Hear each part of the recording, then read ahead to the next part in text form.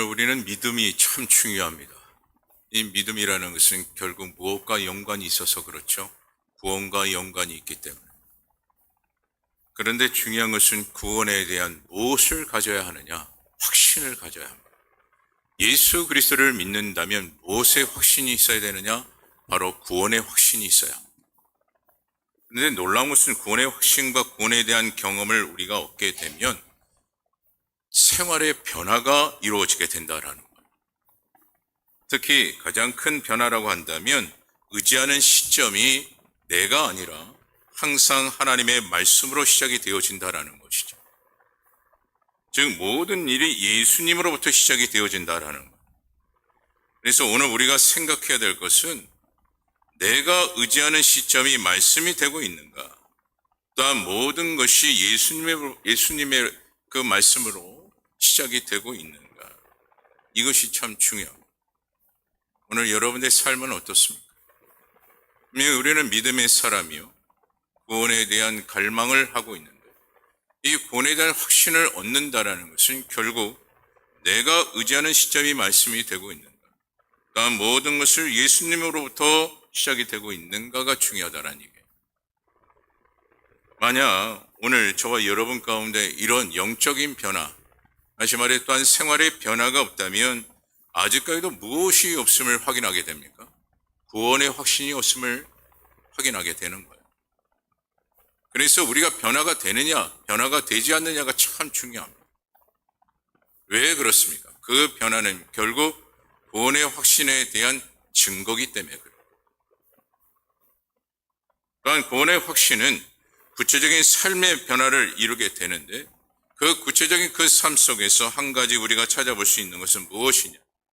우리가 지금까지 가지고 있던 세상적인 그 생각에서 벗어나 이제는 하나님의 말씀의 권세 아래 이끌림 받는 생활이 되어진다라는 것이에요. 결국 오직 세상 중심에 이르렀던 우리의 삶이 하나님 중심으로 삶을 살아가게 된다라는 것이죠. 그래서 세상이 가지고 있었던 언어면 언어, 행동이면 행동이 변화가 되어지는 겁니다. 그리고 구원의 감격에 이르는 그 삶을 통해서 무엇을 소중하게 여기게 되느냐? 구원에 대한 그 소중함을 얻게 되어져 있습니다. 결국 우리가 구원 참으로 중요합니다. 이 구원에 대한 이 부분의 이 가치를 우리는 세상 무엇과도 비교할 수가 없어요. 그 구원은 너무나도 소중합니다. 그런데 중요한 것은 그 구원을 이루기까지는 오늘 우리의 믿음과 더불어 무엇이 있어야 됩니까? 구원의 확신이 있어야 합니다. 이 구원의 감격과 더불어 구원에 대한 이 소중함을 우리가 잃어버리게 된다면 결국 우리가 어떤 문제가 발생하였을 때 그 문제가 작은 문제일지라도 무엇에 따라 우리가 살아가게 되느냐? 우리의 감정에 따라 살아가게 되어져 있어요. 그러다 보니 작은 문제가 생기기만 하면 우리의 감정에 따라 무엇이라 이야기할 때가 많습니까? 나 이제 교회 안 간다. 나 이제 예수 안 믿는다.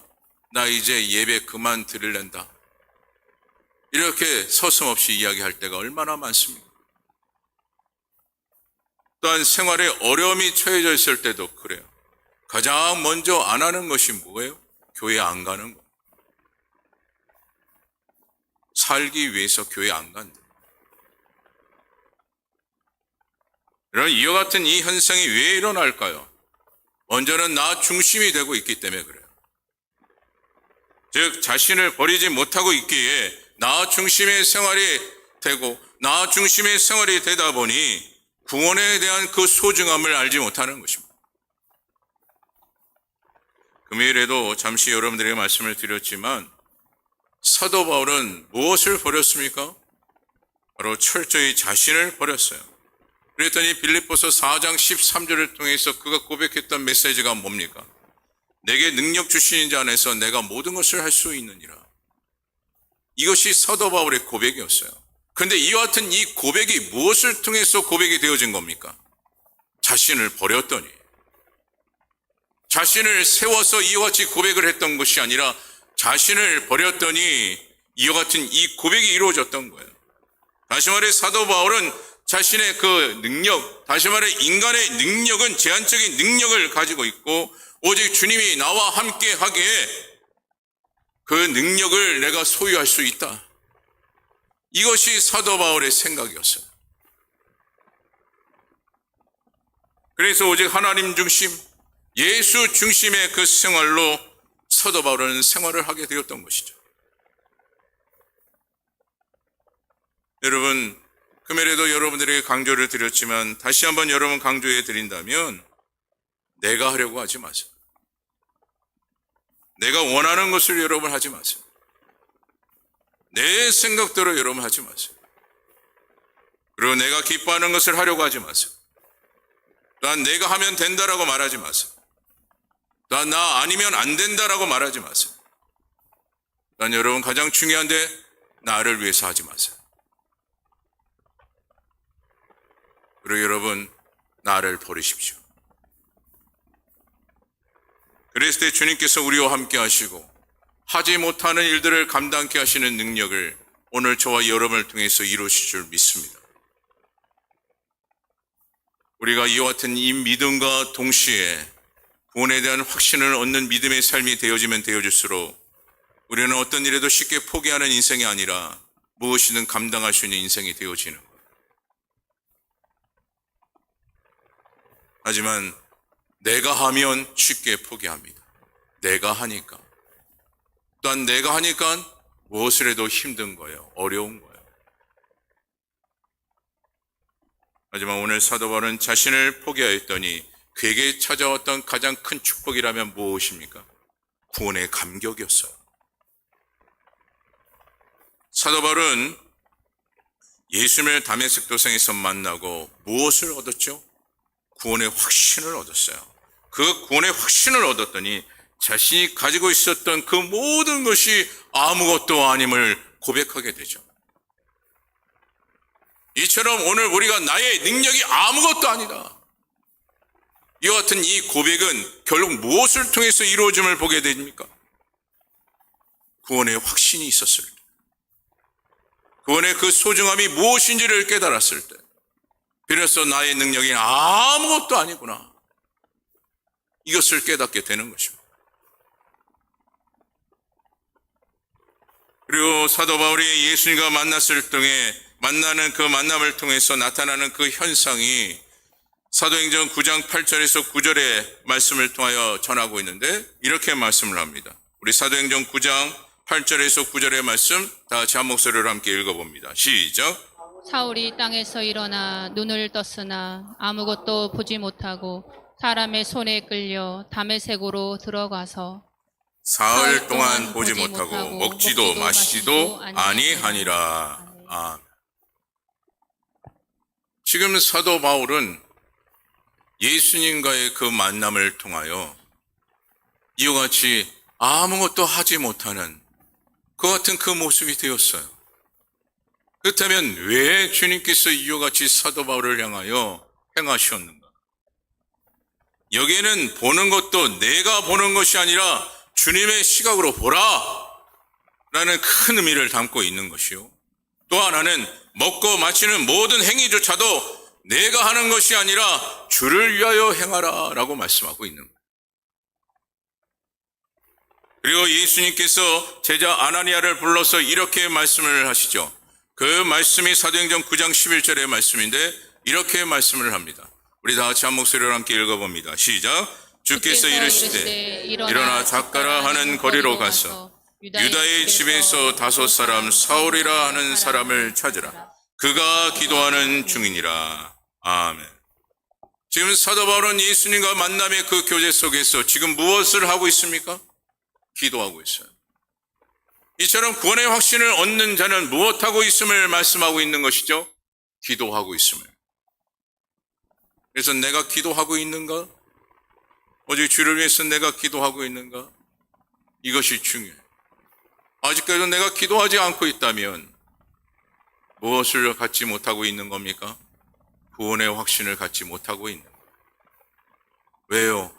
기도하지 않는다라는 것은 결국 내 뜻대로 살기 원한다라는 고백이 심어져 있게 내 힘으로 살아가겠다라는 그와 같은 그 의지가 담아져 있기에 그래서 기도하지 않는 것이죠.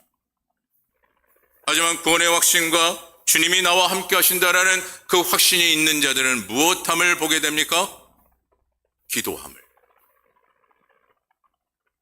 그래서 오늘 사도 바울은 기도하고 있는 거예요. 무엇을 얻었기에요? 구원의 확신을 얻었고 구원에 대한 그 소중함을 체험받았기에. 여기서 우리가 깨달아야 할 것은 무엇이에요? 구원의 확신을 갖고 구원의 감격을 얻은 자들은 반드시 기도하더라.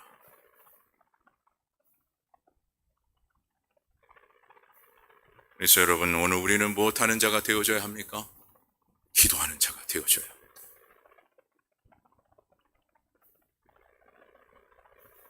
여러분, 우리가 기도하되 또한 어떤 기도가 되어야 되느냐? 진실한 기도가 되셔야 돼요. 그저 형식적으로 보이는 그 기도가 돼서는 안 됩니다. 여러분, 간혹 기도할 때 내가 살기 위한 기도를 할 때가 있어요. 물론 그것이 나쁘다라고 틀렸다라고 말할 수는 없습니다.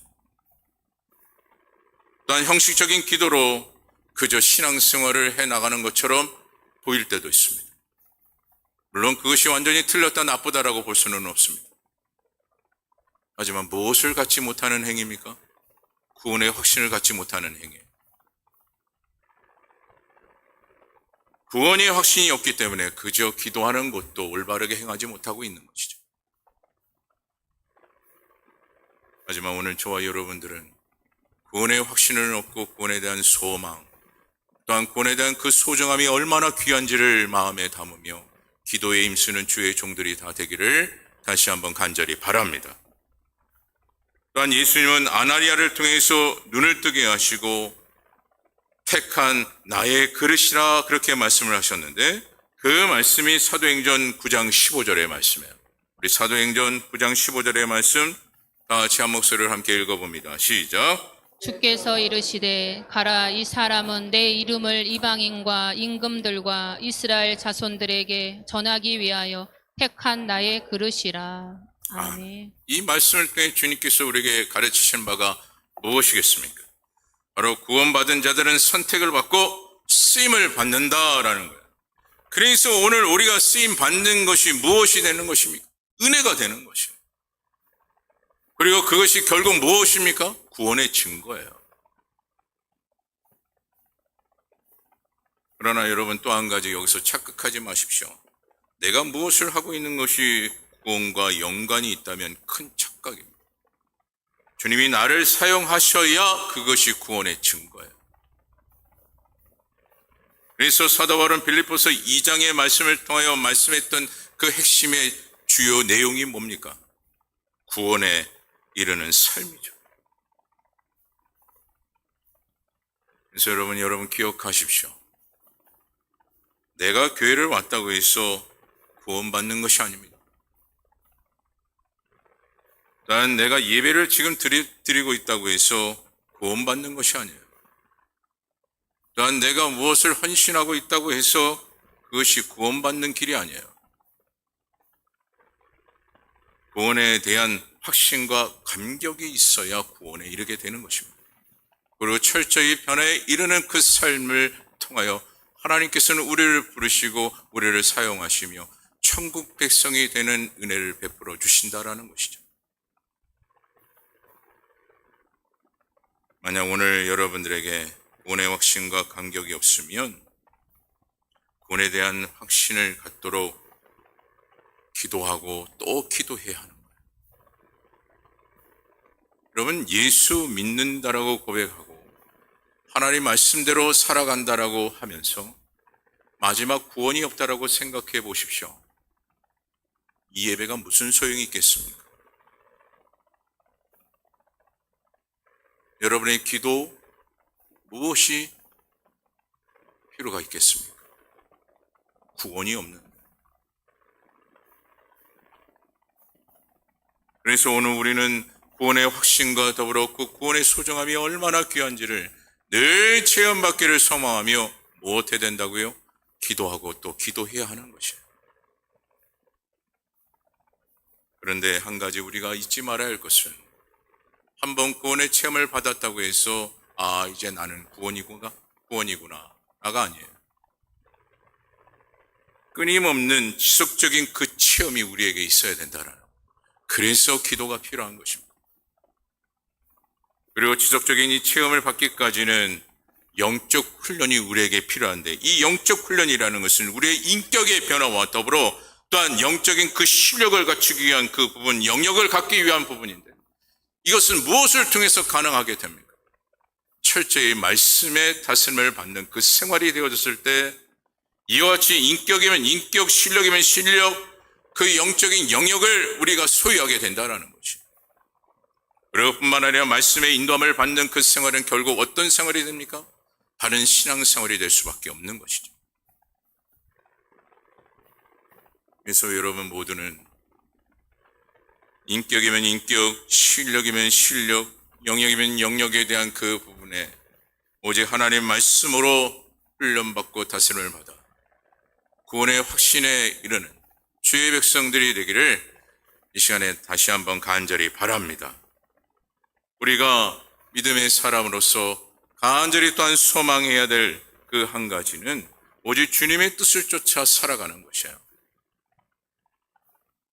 어떠한 원망과 불평이 아닌 오직 주님의 그 뜻대로 살아가는 것이 바로 믿음의 삶이요 또한 구원의 확신을 갖는 자들의 삶이에요.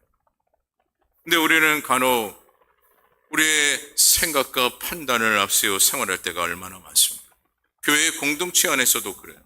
분쟁이 있을 때도 있고 시기와 질투가 있을 때가 얼마나 많은지. 여러분, 그 같은 그곳에서 구원을 그릴 수가 있겠습니까? 구원에 대한 소망을 가질 수가 없죠. 그렇다면 이와 같은 이 현상이 일어나는 그 이유가 무엇인지를 오늘 말씀을 통해 우리에게 명확하게 말씀을 하고 있는데, 첫째로 인간의 무지함이 구원의 소망을 사라지게 한다라는 거예요. 예전에 한 신문에서 이런 제목을 보고 제가 한번 기가 막힌 적이 있었습니다. 그 제목만 봐도 참 기가 막혔는데, 그 제목이 뭐냐? 기독교 목사와 천주교 신부가 결혼을 했다라는 제목이에요. 물론 이 기사를 보면서 그럴 수도 있지. 그런데 중요한 것은 그 내용을 봤더니 주일이 되면 목사는 교회로, 신부는 성당으로 가서 자신들의 신앙을 지키고 있다라는 내용입니다. 여러분, 이것은 뭐예요? 영적인 질서를 완전히 파괴시키는 거예요. 그래서 요즘의 모습을 보게 되면 점점 깊숙하게 침투되고 있는 것이 무엇이냐? 종교다원주의예요. 그럼 이건 심각한 일입니다. 그런데 이 모든 것이 무엇을 통해서 이루어진 겁니까? 영적인 무지함에서 이루어지는 거죠. 하나님의 진리는 분명합니다. 그 구원이라는 그 진리는 분명해요. 그것은 무엇입니까? 예수 그리스도를 믿음에 또 하나님 말씀대로 순종에 이르는 자들이 천국에 이르게 된다라는 것을 분명하게 하나님께서는 말씀하셨어요. 그 어떠한 진리도 없습니다. 오직 이것이 진리예요. 이래도 되고 저래도 되고 이렇게 하면은 다 된다라는 것이 아니에요. 이미 하나님께서는 구원에 대한 그 진리를 이미 정해놓고 계셔요. 그래서 우리는 그 진리대로 살아가야 하는 것이에요. 그런데 나름대로 개인의 신앙의 기준을 세울 때가 얼마나 많은지. 분명히 하나님께서 말씀을 하셨음에도 불구하고 그 말씀을 내 것으로 여겨 내 말씀의 기준으로 세워갈 때가 얼마나 많은지. 또한 믿음의 기준조차도 나의 믿음이라 이야기하며 나의 믿음의 기준을 세울 때가 얼마나 많은지. 이와 같은 이 비진리적인 모습 속에서는요, 구원을 찾을 수가 없습니다. 그러니 구원에 대한 소망을 잃게 되는 거죠. 그래서 여러분, 진리가 바로 서지 않을 때 우리의 영혼은 죽어가게 됩니다. 또한 진리가 바로 서지 않을 때 믿음의 공동체는 파괴되어져 있어요. 또한 진리가 바로 서지 않을 때 구원이요 없습니다. 오늘 특별히 본문의 빌라도가 예수님에게 네 가지의 질문을 하는 것을 보게 됩니다. 그 중에 마지막 질문이 뭐죠? 진리가 무엇이냐? 이것을 예수님에게 질문합니다. 이와 같이 빌라도가 질문을 했던 것은 무엇을 의미하느냐? 자신 스스로가 진리가 무엇인지를 모르기 때문에 물어보고 있는 거예요.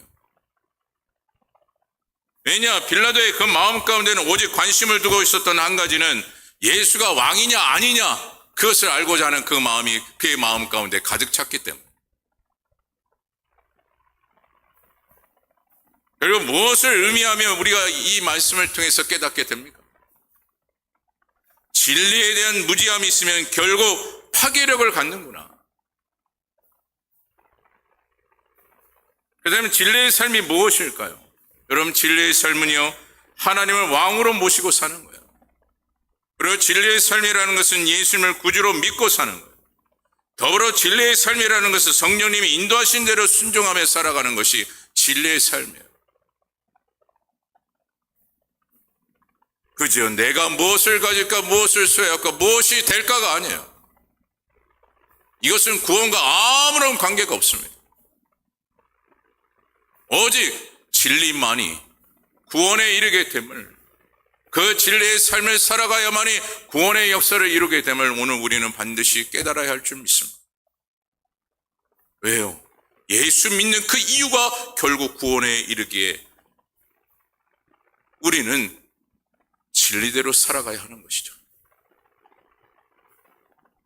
그래서 오늘 저와 여러분들은 오직 진리대로 진리의 삶을 살아가는 신실한 주의 종들이 다 되어지기를 간절히 바랍니다. 둘째로 구원에 대한 소망을 갖지 못하는 것은요, 바로 하나님의 진리를 깨닫지 못하기 때문에 소망을 갖지 못하는 거예요. 아니, 또 하나님의 섭리를 모른다라는 것은 무엇을 의미합니까? 나 자신의 고집대로 살아가는 거예요. 살아가는 것을 보이고 있는 거예요. 이와 같은 이 모습을 대표적으로 보였던 인물이 누굽니까? 오늘 성경에 나타나고 있는 바리새인들과 대제사장들이에요. 그들은 하나님의 섭리를 전혀 깨닫지 못하였어요. 그랬더니 오직 누구의 고집대로 살아갔습니까? 자신들의 고집대로 살아갔던 인물들이 바로 바리새인들이요, 대제사장들이었어요. 그래서 그들은 결국 예수님만 보면 어떻게 합니까? 저 인간을 어떻게 죽일까 호심탐탐들 생각했던 인물들이 바리새인들이요, 서기관들이었어요. 대제사장들이었어요. 그리고 결국 예수님을 어떻게 합니까? 죽이게 되죠. 무엇을 몰랐기 때문에요? 하나님의 진리를 몰랐기 때문에.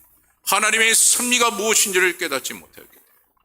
여러분, 이 부분에서 우리는 큰 경각심을 가져야 됩니다. 내가 하나님의 섭리를 깨닫고 있다.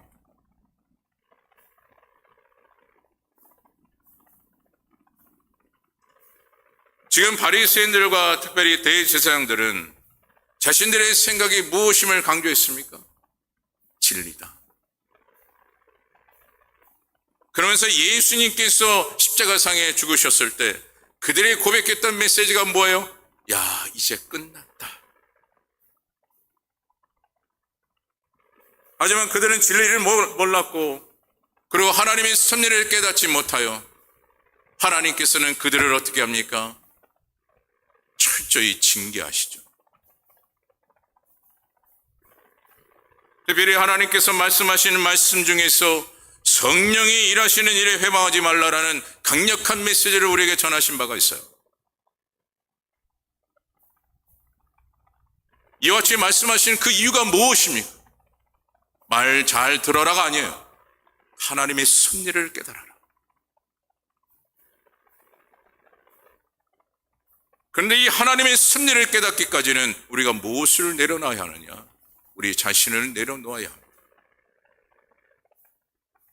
그리고 하나님의 음성을 철저히 경청하며 말씀대로 살아가기를 소망하는 자가 되어져야 하는 것이죠.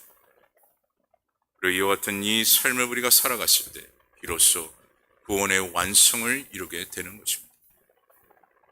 마지막 셋째로 구원에 대한 소망을 갖지 못하는 것은 그리스도의 사랑을 헤아리지 못하기 때문에 구원에 대한 그 소망을 갖지 못하는 것입니다.